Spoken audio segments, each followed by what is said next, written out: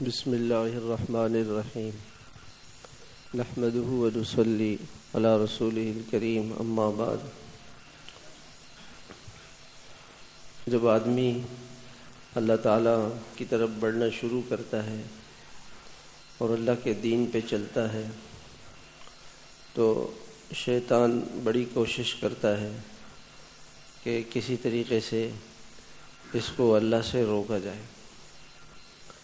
حدیث میں آتا ہے کہ شیطان انسان کو ایمان نہیں لانے دیتا کہ یہ مومن نہ بنے، کیونکہ اس نے تو یہ کہا تھا کہ میں سب کو جہنم میں جو ہے وہ پہنچاؤں گا۔ لَأُغْوِيَنَّكَ فَبِعِزَّتِكَ لَأُغْوِيَنَّهُمْ أَجْمَعِينَ، میں سب کو گمراہ کروں گا، جہنم میں لے کے جاؤں گا۔ یہ اس نے جو ہے اللہ تعالیٰ کے سامنے قسم کھائی ہے اس نے۔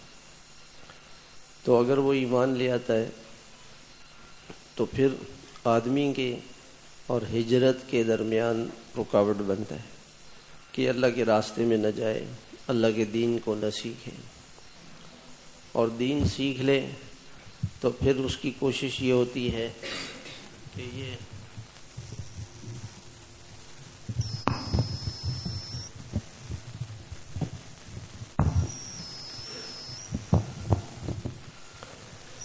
اور دین سیکھ لے تو اس کی کوشش یہ ہوتی ہے کہ اس پہ عمل نہ کرے، اور اگر وہ عمل کر لیتا ہے تو پھر اس کے عمل کو خراب کرنے کی کوشش کرتا ہے۔ جناب رسول اللہ صلی اللہ علیہ وسلم نے ارشاد فرمایا کہ قیامت کے دن ایک شخص آئے گا اور اس کے پاس اتنی نیکیاں ہوں گی جتنے کہ تہامہ کے پہاڑ ہیں۔ تہامہ مکہ سے لے کے جدہ تک جو ساحل سمندر کا علاقہ ہے یہ تہامہ کہلاتا ہے، اس میں بڑے بڑے پہاڑ ہیں۔ اللہ تعالیٰ آپ سب کو بار بار بیت اللہ کی مقبول حاضری نصیب فرمائے۔ جب آپ جدہ ایئرپورٹ اترتے ہیں اور جدہ سے جاتے ہیں مکہ مکرمہ تو راستے میں بڑے بڑے پہاڑ آتے ہیں، تو آپ علیہ السلام نے فرمایا کہ اتنی نیکیاں اس کے پاس ہوں گی، اور اللہ تعالیٰ اعلان فرمائیں گے کہ آج کسی پر ظلم نہیں ہوگا، اور ہر آدمی آئے اور جس پر اس نے ظلم کیا ہے وہ ظلم کا بدلہ نیکیاں لے جائیں۔ تو حدیث میں آتا ہے کہ ضرب ھذا وشتم ھذا، کسی کو گالی دے دی، کسی کو تھپڑ مار دیا، کسی کو برا بھلا کہہ دیا، کسی کی غیبت کر لی، کسی پر بدگمانی کر لی، کسی کے عیبوں کو دیکھا، کسی کو ذلیل اور رسوا کرنے کی کوشش کی، اس کی عزت کو داغدار بنایا، اس پر جملے کسے، تو وہ لوگ آئیں گے اور اس کی ساری نیکیاں لے جائیں گے، ساری نیکیاں لے جائیں گے۔ یہاں میں حدیث سناتا ہوں۔ آپ علیہ السلام فرماتے ہیں، حضرت عائشہ رضی اللہ تعالیٰ عنہ فرماتی ہیں کہ میں آپ کے ساتھ بیٹھی ہوئی تھی، آپ کی زوجہ مطہرہ حضرت صفیہ آئیں۔ جب وہ جانے لگی تو میں نے کہا کہ وہ ایسی ہے، ایسی ہے، اس کا مطلب کیا ہے کہ ٹھیک نہیں ہے، اس کا قد چھوٹا ہے، اتنا میں نے کہا۔ تو آپ علیہ السلام نے فرمایا کہ عائشہ، آپ نے ایسا جملہ کہا ہے، اگر اس جملے کو سمندر میں ڈال دیا جائے تو سمندر کا ذائقہ بدل جائے۔ حالانکہ سمندر ایسی چیز ہے کہ وہ ہر چیز کو بدل دیتی ہے، سارا کچرا گند سمندر میں پھینکا جاتا ہے لیکن وہ سمندر پر کوئی اثر نہیں ہوتا، لیکن یہ جملہ اتنا کڑوا ہے اور اتنا زہریلا ہے کہ اس کا زہر سمندر کو بھی بگاڑ دے۔ حضرت عائشہ رضی اللہ تعالیٰ عنہ فرماتی ہیں، آپ دیکھیں نا، صرف ہاتھ کے اشارے سے یہ کہا وہ ایسی ہے، وہ تھی ٹگنی تھی، لیکن اس کے عیب کو بیان کیا۔ پھر آپ علیہ السلام نے، حضرت عائشہ فرماتی ہیں کہ ایک دن میں نے آپ کے سامنے کسی کی نقل اتاری، لوگ جی وہ تو ایسے بولتی ہے، وہ ایسے چلتی ہے، لوگ نقل اتارتے ہیں، اس کے کپڑے ایسے ہیں۔ تو آپ علیہ السلام نے فرمایا کہ مجھے اتنی دنیا کی کوئی چیز مل جائے تو میں کسی آدمی کی نقل نہیں اتاروں. مجھے دنیا کی دولت بھی اگر کوئی دے دے اور مجھ سے یہ کہے کہ آپ کسی کی نقل اتاریں تو میں نقل نہیں اتاروں. کسی کی نقل اتارنا ہی کتنا بڑا گناہ ہے، اس کو چھیڑنا کتنا بڑا گناہ ہے. تو قیامت کے دن لوگ آئیں گے اور اس کی نیکیاں لے جائیں گے. اس سے پتہ چلا کہ شیطان دیندار آدمیوں کے پیچھے لگا رہتا ہے. آدمی دیندار بن جاتا ہے اور وہ مطمئن ہوتا ہے کہ جی میرے پاس تو بہت ساری نیکی ہے، لیکن زبان سے غیبت کر رہا ہے، ہاتھ سے پاؤں سے دوسروں میں وہ آدمی مشغول ہے، دوسروں کے عیب و ہنر دیکھ رہا ہے. تو وہ کیا کر رہے ہیں؟ تو یہ اتنی خطرناک بیماری ہے کہ اس کی ساری نیکیاں چلی جائیں گی، سب چلی جائیں گی. اور پھر اس کے بعد پھر بھی لوگ آئیں گے، پھر بھی لوگ آتے رہیں گے. اب نیکیاں تو ختم ہو گئی تو اللہ تعالیٰ فرمائیں گے کہ اپنے گناہ اس پہ ڈالو. یہ جو آدمی جس نے حج کیا تھا، جہاد کیا تھا اور اس نے نمازیں پڑھی تھی، قرآن پڑھا تھا، ذکر کیا تھا، صدقہ و خیرات کیا تھا، وہ سارا اس سے چلا گیا. اور اس پہ جب گناہ زیادہ ہو گئے، نیکیاں تو ختم ہو گئی تھیں، گناہ زیادہ ہو گئے، اس کو جہنم میں پھینک دیا جائے گا. صحابہ نے آپ علیہ الصلوۃ والسلام نے فرمایا کہ تم جانتے ہو مفلس کون ہے؟ مفلس. صحابہ نے کہا ہاں ہم جانتے ہیں. مفلس وہ ہے جس کے پاس پیسے نہ ہوں. نہیں، مفلس وہ ہے کہ جس کے پاس بہت سی نیکیاں ہوں گی، وہ آئے گا اور اس کی نیکیاں دوسروں کو دے دی جائیں، نیکیاں کوئی اور لے جائے گا. اس کا مطلب یہ کہ شیطان ہمارے پیچھے لگا ہوا ہے اور اس کی پوری کوشش یہ ہے کہ کسی طریقے سے غیبت کر لے. اچھا ایک آدمی گناہ کر رہا ہے تو وہ اپنے آپ کو سمجھتا ہے کہ جی میرے سے گناہ ہو رہے ہیں. گنہگار سمجھتا ہے کہ جی میں تو بہت گنہگار آدمی ہوں. اور جو دیندار آدمی ہے وہ اپنے کو دیندار سمجھتا ہے اور اپنے گناہوں پر اس کی نظر نہیں ہوتی. یہ بہت خطرے کی بات ہے. جس آدمی کو اپنی بیماری کا احساس نہ ہو، ایک آدمی کو بہت جو ہے وہ اس کی بیماری بہت بڑھ گئی، پتہ چلا کہ اس کو تو پتہ ہی نہیں تھا کہ مجھے شوگر کی بیماری ہے. اچانک جب وہ ڈاکٹر صاحب کے پاس گئے تو ڈاکٹر صاحب نے کہا آپ کو تو شوگر 500 ہے، 120 ہونی چاہیے، 500 ہے. اور ایک دم، اور وہ اس شوگر سے ہوتا کیا ہے کہ اسی شوگر سے بلڈ پریشر اور اسی سے ہارٹ اٹیک، اسی سے گردے فیل. اب وہ ایک دم جو ہے اس کے گردے فیل ہو گئے، دل کے وال بند ہو گئے، بلڈ پریشر ہو گیا اور اس کو پتہ ہی نہیں تھا. جس آدمی کو پتہ ہو تو وہ تو پرہیز کرے گا نا، اس کو پتہ ہی نہیں تھا کہ میں بیمار ہوں. تو یہ جو بیماریاں ہیں جو ہم دینداروں میں ہیں، وہ کیا بیماریاں ہیں کہ ہم گناہ کرتے رہتے ہیں اور گناہوں کی وجہ سے ہمیں یہ احساس ہی نہیں ہو رہا کہ بھئی ہم نے گناہ کیا ہے. یہ بہت خطرے کی چیز ہے، بہت زیادہ خطرے کی چیز ہے.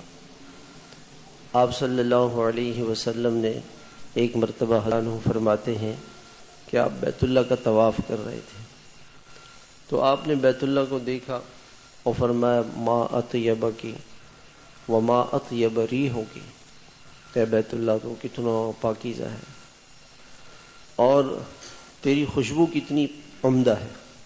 ما اعظمکی وما اعظم حرمتکی، تیرا احترام، تیری عظمت کتنی زیادہ ہے، تو بہت بلند عظمتوں والا ہے. بیت اللہ کی تعریف کی.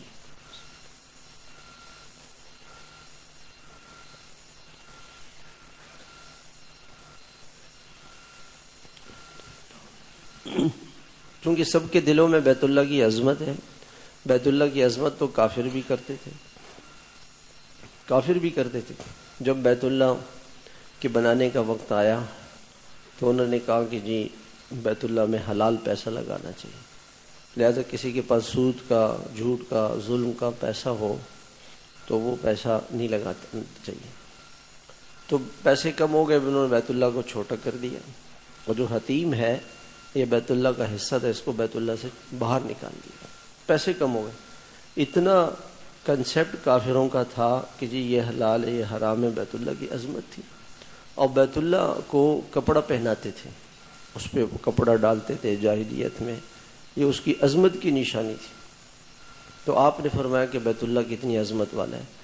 پھر آپ نے فرمایا واللہ لحرمت المومن اعظم عند اللہ منک من مالہ وعرضہ ونفسہ، کہ مومن کی عظمت اللہ کے نزدیک بیت اللہ سے بڑھ کر ہے. اب ختم ہو گئی نا بات کہ اس کائنات میں انسان سب سے زیادہ بیت اللہ کی عظمت اس کے دل میں ہے. آپ نے فرمایا کہ بیت اللہ کی عظمت، مسلمان کی عظمت بیت اللہ سے بڑھ کر ہے.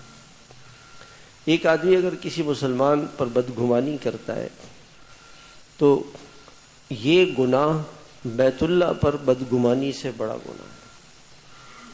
کسی مسلمان کو گالی دیتا ہے، کسی مسلمان کے عیب کو دیکھتا ہے، کسی مسلمان کو حقیر سمجھتا ہے، اس کو مذاق اڑاتا ہے، اس کی غیبت کرتا ہے، اس کو تھپڑ مارتا ہے، اس کو دھکا دیتا ہے، تو بیت اللہ کی دیوار کو دھکا دینے سے بڑا گناہ ہے.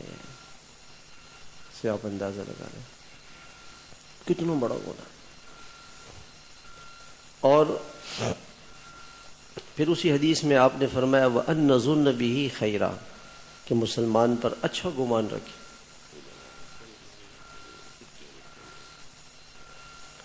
کہ مسلمان پر اچھا گمان رکھے، ہمیشہ اس سے اچھا گمان رکھنے کا حکم ہے. وَإِيَّاكُمْ وَالظَّنَّ، اور مسلمان سے بدگمانی نہ کریں. بدگمانی نہ کریں. بدگمانی کیا ہوتی ہے؟ ایک آدمی کو دیکھا کہ وہ فجر کی نماز میں نہیں آیا، ہاں یہ تو سوتا رہتا ہے، تو آتا نہیں ہے. ہو سکتا ہے وہ بیچارہ اٹھ گیا ہو، آ رہا ہو، راستے میں اس کو ٹھوکر لگ گئی، گر گیا، گھر واپس چلا گیا، اس کو پیٹ خراب ہو گیا، واپس چلا گیا. رات بھر وہ بیمار رہا، سو نہیں سکا. بیماری کی وجہ سے حدیث میں آتا ہے کہ کوئی مسلمان اگر بیماری کی وجہ سے کوئی نیکی نہ کر سکے تو اس کو اس نیکی کا ثواب ملتا رہتا ہے، چاہے وہ نیکی نہ کرے. ایک آدمی روزانہ فجر کی نماز میں جا رہا ہے، وہ نماز پڑھ رہا ہے مسجد میں. ایک دن بیمار تھا، وہ نہیں گیا، اور اس نے نماز گھر میں پڑھی، تو فرشتے اس کے لیے لکھیں گے کہ اس نے نماز مسجد میں جا کے پڑھی، اس کو ثواب ایسا ملے گا. تو اس کو تو ثواب مل گیا، وہ بیمار تھا، اور ہم نے اس پر بدگمانی کی، اور ہمارا معاملہ خراب ہو گیا. ہماری نماز اس کو مل گئی، اس کو اپنی نماز کا ثواب تو ملا ہی ملا، اور ہماری بدگمانی کی وجہ سے جو ہم نے نماز پڑھی تھی وہ اس نماز کا ثواب اس کو ملا. یہ بہت خطرناک چیز ہے.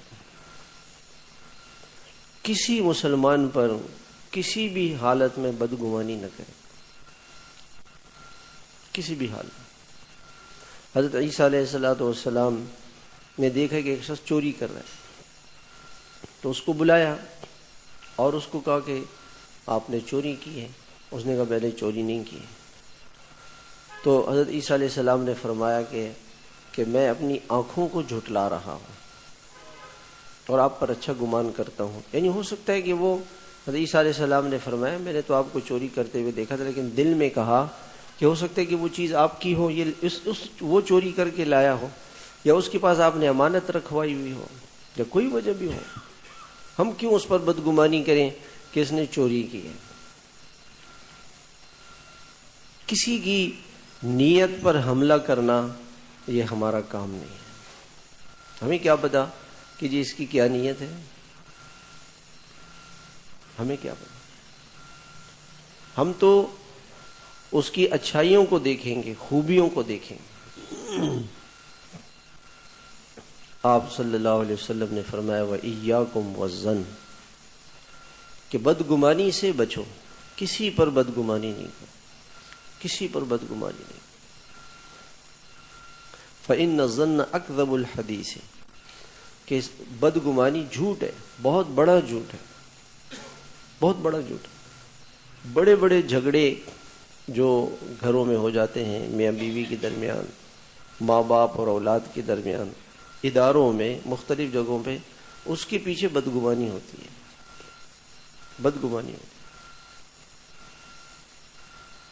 اچھا گمان، ہر آدمی کے بارے میں ہمیں حکم ہے کہ ہم اس کے ساتھ اچھا گمان کریں، اور اگر ہم نے بدگمانی کی تو ہم سے یہ پوچھا جائے گا کہ آپ نے جو بدگمانی کی اس کی دلیل لے کر آؤ، اس کی دلیل کیا ہے؟ کیسے آپ نے بغیر تحقیق کے، بغیر کسی دلیل کے آپ نے بدگمانی کیسے کر لی؟ اتنا بڑا گناہ ہے۔ آپ صلی اللہ علیہ وسلم نے فرمایا کہ مسلمان کے اوپر پردہ ڈالو، اس کے عیبوں پہ پردہ ڈالو، تو اللہ تعالیٰ قیامت کے دن آپ کے عیبوں کو چھپائیں گے، قیامت کے دن آپ کے عیبوں کو چھپائیں گے۔ اور جس نے کسی مسلمان کو رسوا کیا، اس کے عیب کو اچھالا، اس کا عیب لوگوں کو بتایا، تو اللہ تعالیٰ اس کو گھر بیٹھے ہوئے رسوا کر دیں گے، گھر بیٹھے ہوئے اللہ تعالیٰ اس کو ذلیل کر دیں گے۔ ایک آدمی تھا، کسی سے کوئی گناہ ہوا، انہوں نے کہا یہ لوگ تو ایسے ہی ہیں، ان کا خاندان ایسے ہیں۔ اللہ کی شان، اسی کے خاندان میں، اسی کے گھر میں وہی واقعہ پیش آ گیا۔ کبھی کسی کو تانا نہیں دینا چاہیے، کسی کوئی نیک آدمی ہے، اس کا بیٹا بگڑا ہوا ہے، دین پہ نہیں چل رہا ہے، یہ دو دیندار لوگ ہیں نا، ان کو تو اپنی اولادوں کی فکر نہیں ہے، ہم کیوں بدگمانی کریں کسی کو؟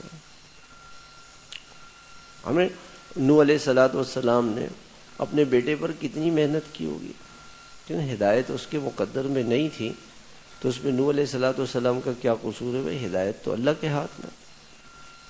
ہم بدگمانی کر کے اپنی نیکیاں اس کو دے دیتے، جیسے میں نے حدیث سنائی کہ آپ نے فرمایا کہ تہامہ پہاڑ کے برابر اس کے پاس نیکیاں ہوں گی، اور لوگ آئیں گے اور ان کی نیکیوں کو لے جائیں گے، اور یہ خالی رہ جائے گا۔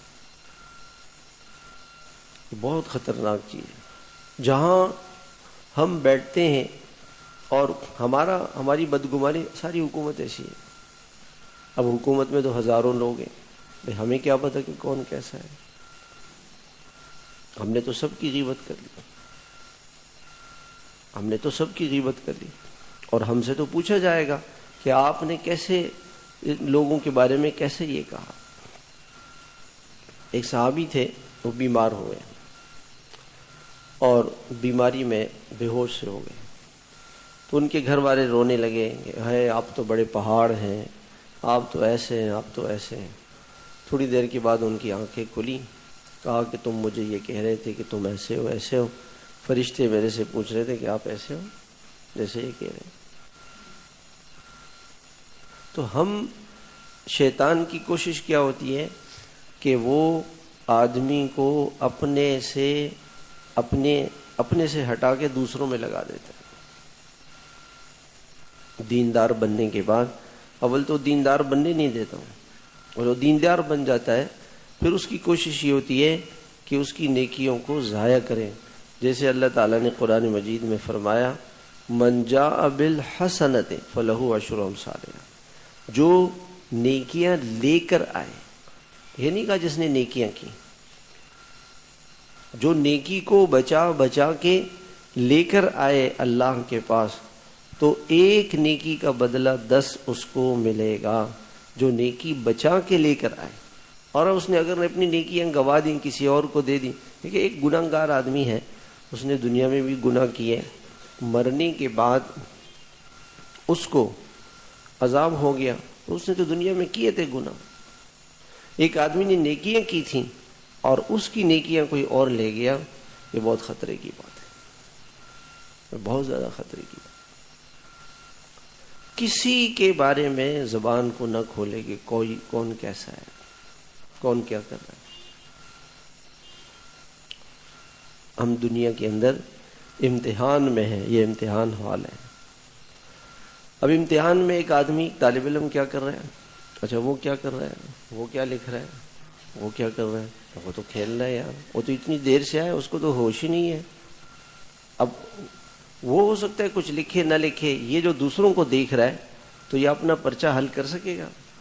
یہ تو فیل ہو جائے گا، یہ فیل ہو جائے گا۔ شیطان آدمی کو دوسروں میں لگاتا ہے کہ اس کو دیکھو وہ کیا کر رہا ہے، ہم سے یہ نہیں پوچھا جائے گا کہ اس نے آپ کے ساتھ کیا کیا ہے۔ ہمارا جو مسئلہ ہے وہ یہ ہے کہ جی وہ میرے ساتھ یہ کر رہا ہے، اس نے میرے ساتھ یہ کیا، اس نے مجھے یوں کہا، اس نے میرا یہ کیا۔ ہماری تو ساری فکر سوچ اس میں ہے، اور ہم سے یہ نہیں پوچھا جائے گا کہ اس نے آپ کے ساتھ کیا کیا، ہم سے تو یہ پوچھا جائے گا کہ ہم نے اس کے ساتھ کیا کیا، ہم سے تو یہ پوچھا جائے گا۔ ایک بزرگ تھے، اللہ والے تھے، ان سے کسی نے کہا کہ حضرت ہمارے جو پڑوسی ہیں برے لوگ ہیں، گناہ کرتے ہیں، برائیوں میں مگن رہتے ہیں، ہم چاہتے ہیں کہ ان کی شکایت پولیس والوں کو کر دیں اور کسی جو ذمہ دار لوگ ہیں ان کو کر دیں، ان کو پکڑ کے لے جائیں۔ انہوں نے کہا کہ دیکھو ایسا نہیں کرنا، ان کو نصیحت کرتے رہنا، سمجھاتے رہنا۔ کچھ عرصے کی بعد وہ پھر آئے اور پھر کہنے لگے کہ جی ہم ان کی شکایت کرنا چاہتے ہیں۔ ان کا دیکھو، جو کوئی مسلمان کے عیبوں پہ پردہ ڈالے گا تو اللہ تعالیٰ اس کے عیبوں پہ پردہ ڈال دے گا، اور جو کسی مسلمان کے عیوب کو اچھالے گا اللہ تعالیٰ اس کو گھر بیٹھے ہوئے رسوا کر دے گا۔ اچھا، جس وقت آدمی یہ گناہ کر رہا ہوتا ہے نا، اس وقت کچھ نہیں ہوتا۔ جب اس گناہ کا ریئیکشن سامنے آتا ہے نا، گناہ کا ریئیکشن، اس وقت آدمی کو یہ خیال آتا ہے کہ اوہو یہ کیا ہوا میرے ساتھ۔ اس وقت شروع میں جس وقت آدمی گناہ کر رہا ہے اس کو تو پتہ ہی نہیں چلتا کہ کیا ہو رہا ہے، اور جس وقت گناہ کا ریئیکشن آتا ہے وہ کہتے ہیں پتہ نہیں میرے سے کون سا گناہ ہوا، اس کو تو خیال ہی نہیں ہوتا کہ میرے سے کون سا گناہ ہو گیا۔ تو شیطان کی کوشش کیا ہوتی ہے کہ شوہر کو بیوی کے عیب دکھاتا ہے، یہ اس کے اندر یہ عیب ہے، یہ عیب ہے، یہ عیب،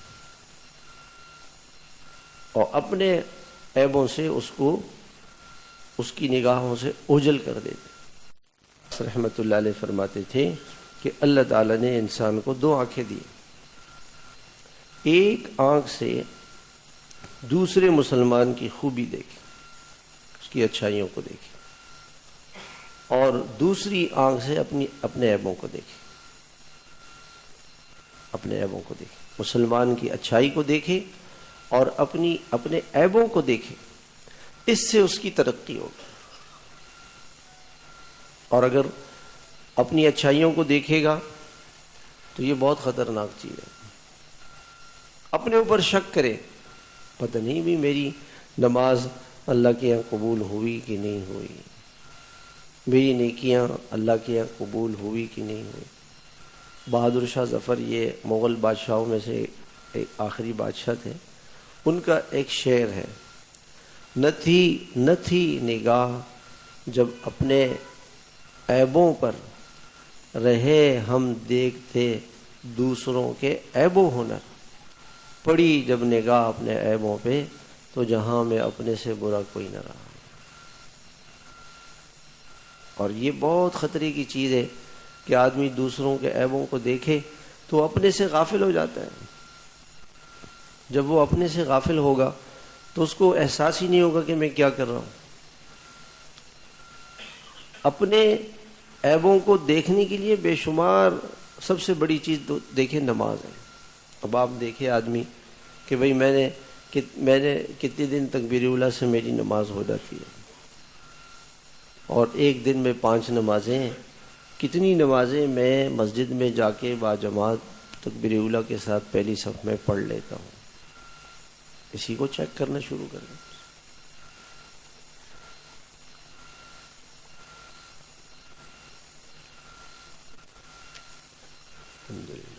پھر یہ دیکھیں کہ میری نماز میں خشوع اور خضوع کتنا ہے، اللہ کا دھیان کتنا ہے، میں نماز کیسی پڑھتا ہوں۔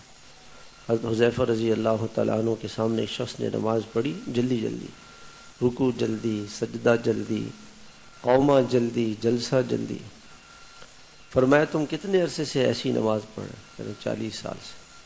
فرمایا لو مت علی غیر الفطرت، اگر تم مر گئے تو تم حضور صلی اللہ علیہ وسلم کی زندگی اور سنت اور آپ کے دین پہ نہیں مرو گے۔ تمہاری تو نماز ہی نہیں ہو رہی ہے، کیسی نماز پڑھ رہے؟ ہماری نماز تو ایسی ہے۔ کبھی ہم میں سے کسی کو خیال آیا کہ میں اپنی 2 رکعت کسی مفتی صاحب سے جا کر کے دکھا دوں کہ جی مفتی صاحب یہ میری نماز ٹھیک ہے کہ نہیں؟ کبھی زندگی میں ہم نے اپنی نماز کسی مفتی صاحب کو سنائی نہیں کہ جی میری نماز سن تو لیں، اس میں تحیات درود شریف ٹھیک ہے نہیں ہے۔ لوگ تو سورہ اخلاص بھی غلط پڑھتے ہیں، کسی قاری صاحب سے کو جا کر کے بتائیں کہ جی میری سورہ اخلاص صحیح ہے کہ نہیں۔